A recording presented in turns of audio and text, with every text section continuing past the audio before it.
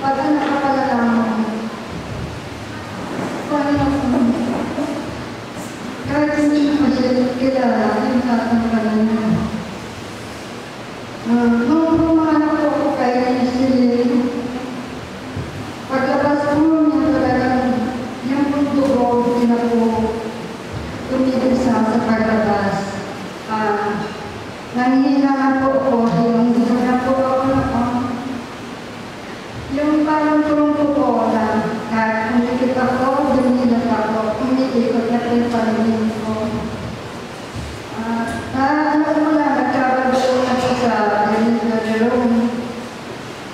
May nasaksak pa po sa akin na hindi dapat isaksak, pero naisaksak sa akin. Nag-50-40 po ako noon. Naalala ko yung turing noon. Nag-50-50 siya. Namatay siya yun.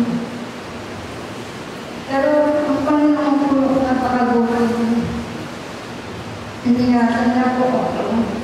Binigyan niya. Ayaw po kasi nilang patulogin kasi baka natulogin namin mga matulog. Nakakita na rin po ako ng mga bula-bula na parang nasa magagandang bula-bula. Pero pag ang Panginoon ng kumilos, pag anak ka niya, bibigyan ka pa niya, pagplano niya, kahit hindi mo pa siya kilala, hanggang ingatan ka na niya.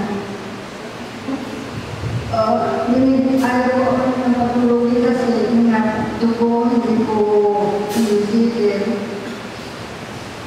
Ang katawan ko po noon, kahit anong gawin sa akin, hindi ko na wala, dati latahan po ako, pero yung isip ko po ang lumalaban na naman.